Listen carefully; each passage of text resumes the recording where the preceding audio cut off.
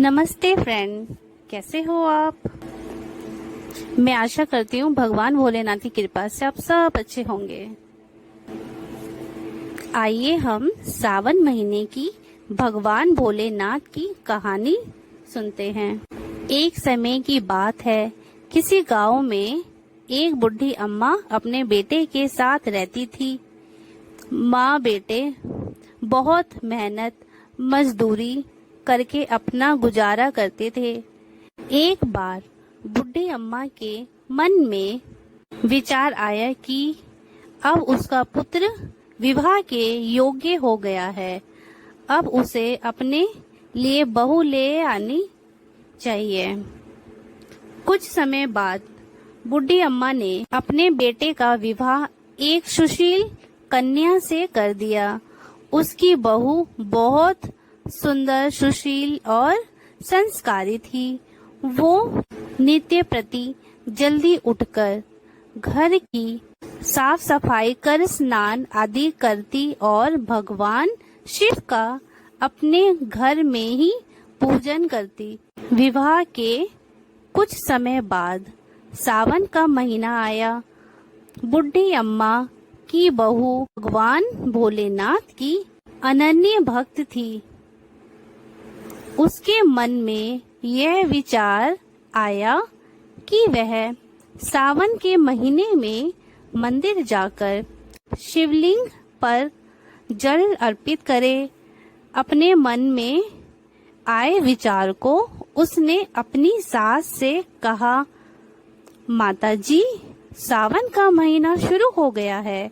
मैं शिव मंदिर जाकर पूजा पाठ करना चाहती हूँ, शिवलिंग पर जल अर्पित करना चाहती हूँ।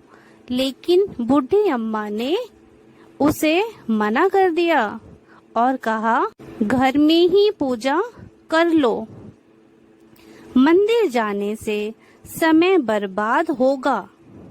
इतने समय में घर का सारा काम हो जाएगा। ये बात सुनकर बहू उदास हो गई, लेकिन कुछ नहीं कर सकी। उदास होकर घर के कार्य में लग गई। उस दिन उसने कुछ अन्न जल ग्रहण नहीं किया। अगले दिन बहू कुएं से जल लेने गई। रास्ते में उसने देखा कि गांव की 2 लड़कियां पूजा की थाली सजाकर मंदिर की ओर जा रही है। उसने उन्हें रोका और पूछा, तुम सब कहाँ जा रही हो। तब वह बोली, सावन का महीना शुरू हो गया है, हम सब भगवान भोलेनाथ का पूजन करने मंदिर जा रहे हैं। यह सुन वह फिर उदास हो गई। लड़कियों ने पूछा, आप क्यों उदास हो गई। तो वह बोली, भगवान शिव मेरे आराध्य हैं, लेकिन मेरी सास ने मुझे मंदिर जाकर पूजा करने से मना कर दिया। तब लड़कियां बोली, आप चिंता मत करो, हर रोज इसी समय पानी भरने आया करो और हमारे साथ मंदिर चलकर भगवान शिव की पूजा करो, उनपे जल अर्पित किया करो। तब वह बोली, मेरे पास कोई पूजा की सामग्री नहीं है, घर से लाऊंगी तो सास को पता चल जाएगा। तब लड़कियां बोली, कोई बात नहीं, आप हमारी पूजा की सामग्री से पूजन कर लेना।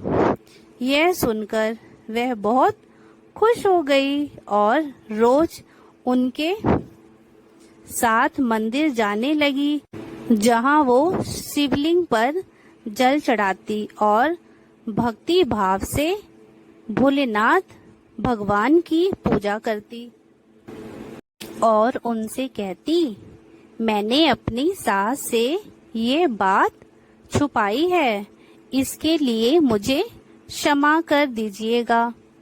ऐसे ही पूरे सावन का महीना बीत गया।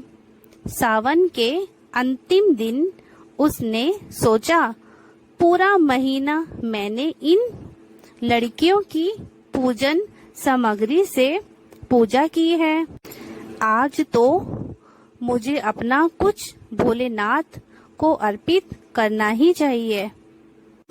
ऐसा सोचकर उसने अपनी नाक से सोने की नथ उतारी और उसे धोकर शिवलिंग पर अर्पित कर दिया और पूजा कर घर आ गई।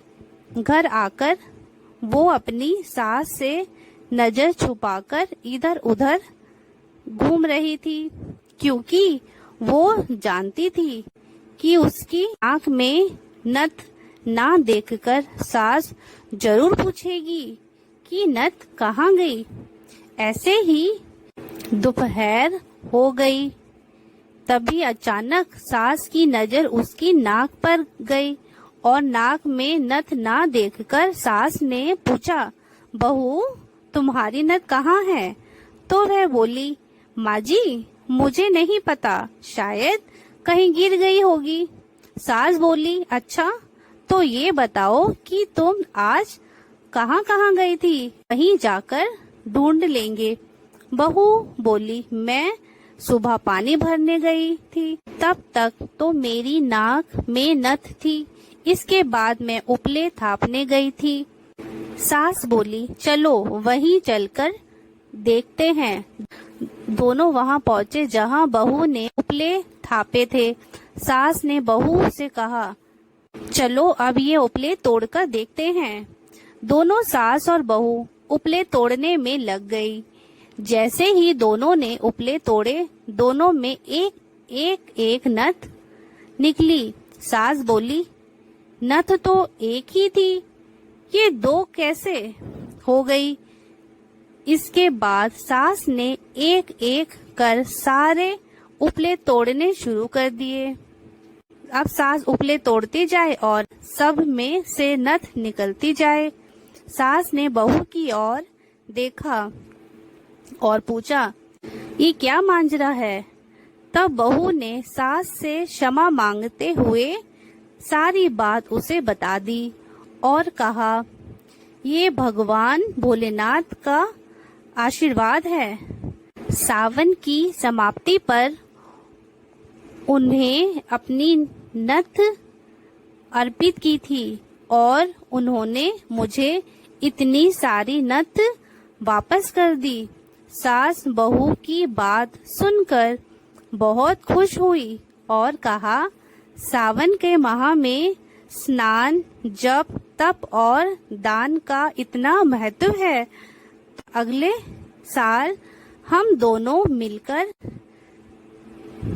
शिवलिंग पर जल चढ़ाएंगे और पूजा पाठ करेंगे।